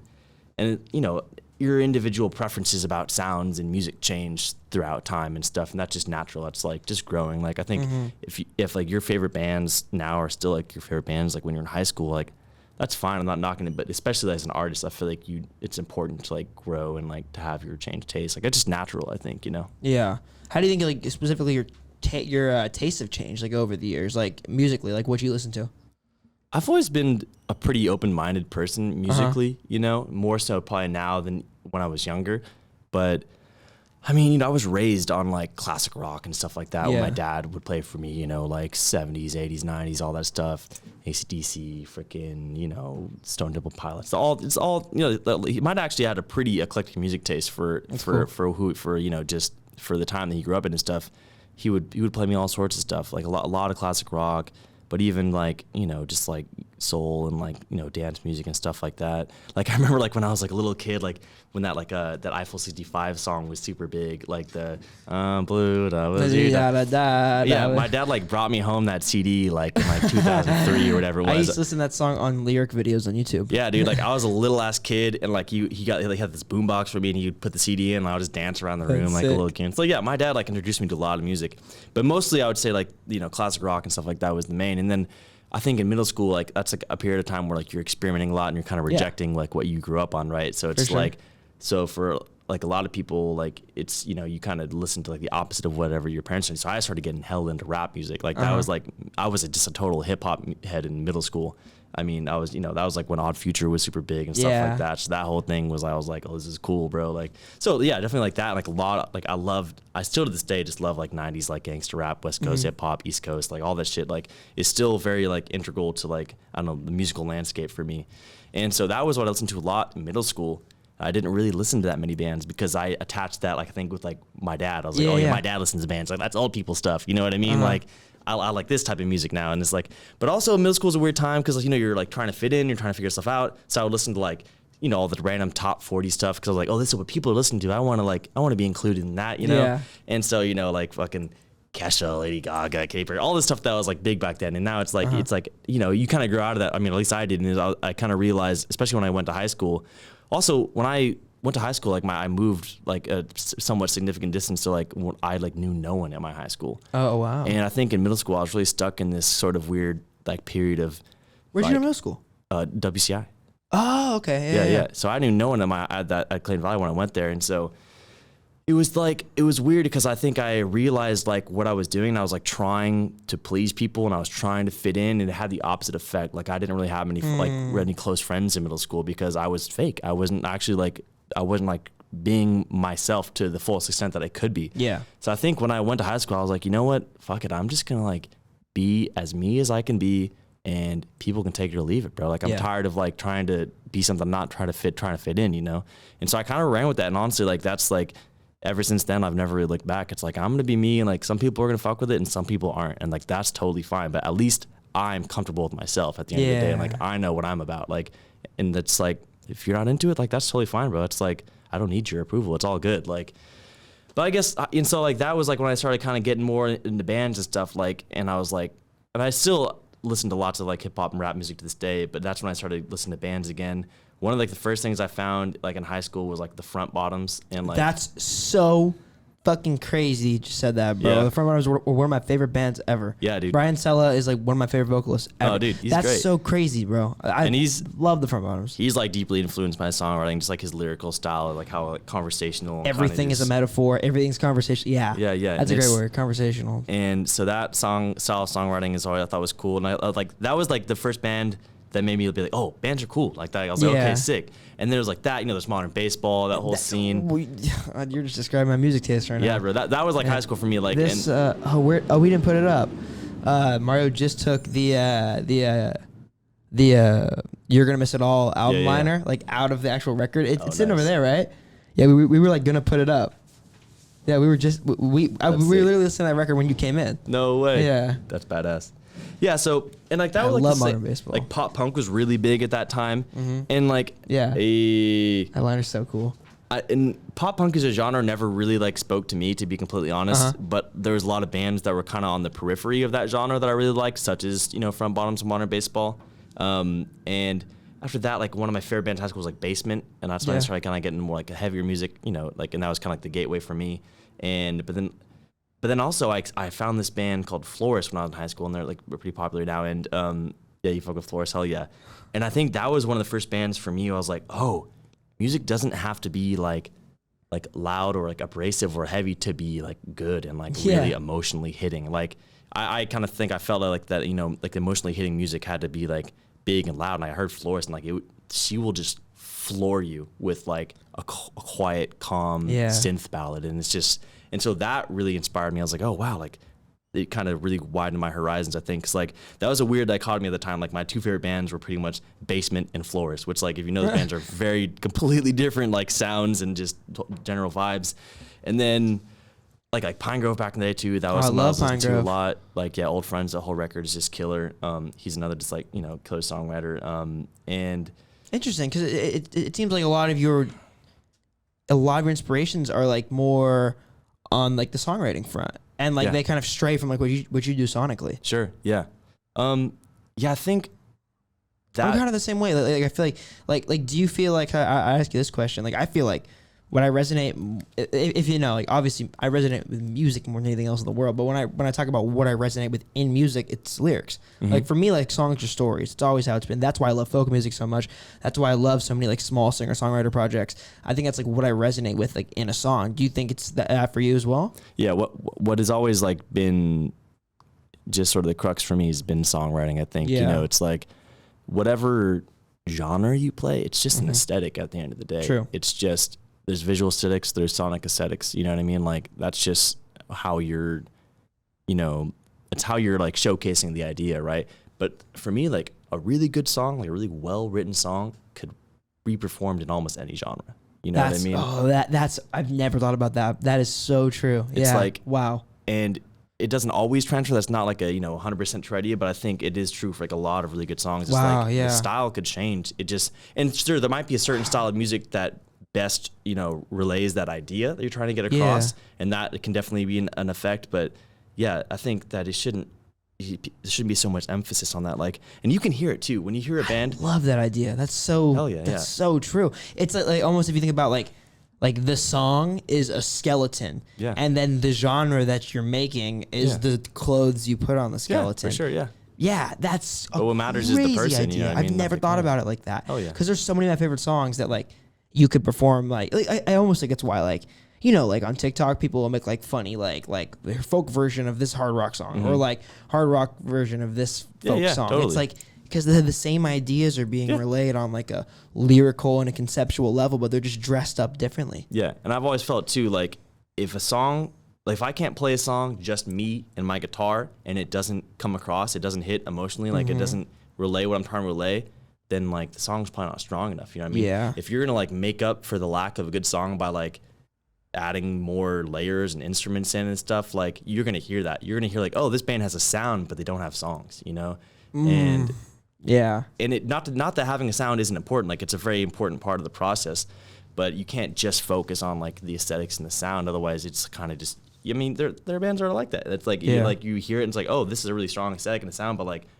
What are you talking about? Like, what are you singing about right now? It's like, it's like, it's just so, and that's just, again, something that I've come to realize over time is people consume music or art and media for completely different reasons, Yeah. So when I say that, I'm not trying to hate on people who approach music in that way because not everyone's looking for the same things in music that I'm looking for. And that's something I realized that took me like a little, when I was younger, I didn't really think about it that way. I think you hate on shit more when you're younger too. And yet, like as soon as you kind of grow, you're just like, you kind of just like, wow, to hate, like, do whatever you want to do, bro. That's fine. Like, I do what I want to do, and I don't want people to hate on me for that. Like, so why am I going to hate on you for doing what you want to do? It's like, and it's like I think when I was younger too, like, you hate on, like, things that are, like, it's easy to hate on, like, fun music or silly music. It's like, not everyone is looking for, like, a super deep emotional release when they listen to music. Maybe that's what I wanted. Very true. But some people consume music to have fun and to party, and, like, that's fine. That's valid. Like I don't need to like attack you for that. It's just not what I'm looking for. I think everybody has their thing. Everybody has their emotional thing. It's totally. Like for you and me, it's music. For Mario, it's music. But it's like for a lot of people, maybe it's a book. Maybe it's a movie. Yeah, exactly. Like I think everybody has a medium or something that they like. Sure. Most like cathartically feel emotion through. Yeah. For us, it just happens to be music. For some people, it's books. And I think at the end of the day, that's like. Is there things that are objectively bad? I don't even know. I don't even know how to answer that question. You know what I mean? I've gotten like huge arguments about this. Yeah, I think music is entirely subjective. Like I got an argument with my friends. He'll probably watch this. Shout out to Steve about very specifically about the idea that like he thinks there is a such thing as objectively good recording quality and objectively bad recording quality, and I don't believe that at all. And the examples that I was pointing to are like the Stones or like any of like the really really early garage rock examples where it's like these bands very often were born out of a lack of equipment. Yeah. These bands were born out of the need to innovate with things they didn't have. Yeah. So it's like that aesthetic. It's the fact that aesthetic that was made from garage rock bands in the 70s and 80s that people are now trying to recreate that lo-fi recording quality, because lo-fi means low fidelity. It's just a lack of equipment, a lack of aesthetic, a lack of things that are cohesive about it. So it's like the fact that people are now trying to recreate that sound that was once born out of necessity is kind of a testament to how true it is that like people look for that quality. Yeah. So how can something be objectively bad if there's people who like search it out? Yeah. You know, limitations definitely breed creativity. Yes, like yes. it's just so true. Like I can't tell you how many like ideas or something that I've had, or like, especially when I'm gonna mess around like just making music on my computer. It's like, I don't have this thing, I don't have that thing, but I do have this. So how could I use this? You know, it's like, and that's at the end of the day, like when you talk about gear and stuff, like the gear you have does not matter. What matters is how you use it. Like I've seen homies rip a Line 6, bro. People like to hate on like the little Spider Line series, bro. But if you know how to use it, like they can be good. Like it might not do what you want it to do, but that's not how it works. Like you play your gear. You don't like, you know what I'm saying? You got to play to your gear, not like the other way around. Your gear like, doesn't play you. Yeah, it's not going to just do what you magically want it to do. You have to work with it. It's like a physical thing that you have to like interface with. So so that shit doesn't matter. It's just like, and even like with we're talking about hi-fi recordings, like to me, like when I hear like a really, really clean recording, it's almost boring. Is corny. Yeah, it's like, it's almost like there's nothing real about it, right? Like think about like the way something can definitely be too polished. Yeah, you know, like, for sure. Like the example I always use for that is like, think about like a band like Imagine Dragons. It's like every instrument and every one of the tracks is recorded perfectly. It's like, I guarantee you, if you saw the room they're recording drums in, everything is measured to the centimeter. Probably, exactly. And I mean that's really cool. Like on like a scientific or like sound engineering level, that's cool. They're able to do that, but like there is not very much personality, and you can't hear the room. You hit the nail on the head. It's like, yeah, it's cool you can do that, but why, right? But that goes back to like people make music and consume music for completely different reasons, 100%. Right? It's like if you're looking for an emotional experience, then the recording quality is not paramount, right? Yes. If you're looking to make like a clean like recording that's gonna stand up against other songs on the radio, then yeah, sure, that's really important. It just depends on what your goals are, you know. And like again, that's why like I try not to hate, because it's like I've realized like everyone's doing what they're doing for a different reason than you're doing it. So when you're most of the time when you're hating on someone, it's just because you can't wrap your head around the fact that they have a different goal than you. Like they're trying just to do something different than you are 9 times out of 10. You know, it's like it's not like what they're doing isn't valid. It's just not what you're trying to do. And it's like there's room for all of us, like just you know, so we can do different things. And like honestly, that's better. Like how boring would it be if we were all trying to do the same thing and it was like measured objectively? That's like what sports is, you know what I mean? Like, and not to hate on sports either, like that's cool too, but like it's like there's just one specific thing we're trying to do and it's objective. Like you either do it well or you don't. Like when you're running a sprint, you're fast or you're slow. Like you win or you lose. Like music's not like that. And like thank God, right? Because like how boring would that be if like we all are trying to do the same thing and it was measured like on some weird objective level scale. Yeah, it's silly, you know. Yeah, it's weird. What's what's next for you guys? So you put out this record, you're playing all these shows. Are you gonna keep gigging? Like, are you working on new music actively? Like, what's next in the next like year? Yeah, things have been hectic lately, man. Just like with shows and booking stuff and whatnot. It's been a journey, but I think what's next is, you know, like I said, the best plan is no plan, man. You know, you never know what's gonna happen to come your way. I think we just want to, especially like keep touring more and stuff. I think we've been like that's been like a big goal for us. We're always kind of cooking up something, so there's always like material kind of being like played with and thrown around. We do have some plans to like this summer go into the studio and work with some different people. So I'm excited about that. That's awesome. We have some plans for like more like touring this year and stuff like that, but we'll see. You know, it remains to be seen what will happen. Honestly, like this month is so busy for us. Like I can't even think past this month right now. I'm just like trying to get through this and like that's beautiful. Then I'll figure it out after, you know. Yeah, I feel it, man. Well, I'm excited to see it, bro. Thanks, man. Thank you, bro. I appreciate you coming on the show. Dude. Thanks for having me. Music matters. Cheers. Oh yeah, buy these mugs. Clean mugs. Yeah. On the website. But yeah, thank you so much, brother. Dude, tell them where they can stream the new record. Tell them where they can follow you, where they can do all the things. Yeah. So our newest record is still only on Bandcamp, so you can listen to it there. We have a few of the singles out on Spotify. The full record will be up soon on streaming. Can't say when. Oh, wait. What? Can I ask you about that real quick? What's that? Like so. What was the reason you only put it on Bandcamp and then like wait to release it on streaming? If I told you, I'd have to kill you, bro. Okay, sounds good. Well, when the camera's off. Okay, I'm interested in that. Anyway, no, it's something that was circumstantial that ended up working in our favor, I think. Yeah. Tell me after. Things, yeah. Anyway, though, where can they follow you? Hell yeah. We're on Instagram, Kilroi, KILROI.ca. To this one right here. That one's dead. All right, that's cool. Should I do it again and we'll cut it? Or Look at that one. all right. Either way. Yeah, I think I already said it. It's all good. No worries. We got more shit coming soon. I'm excited. It'll be cool. Beautiful. Thank you, brother. I appreciate you, man. Hell yeah. Alrighty. Music matters.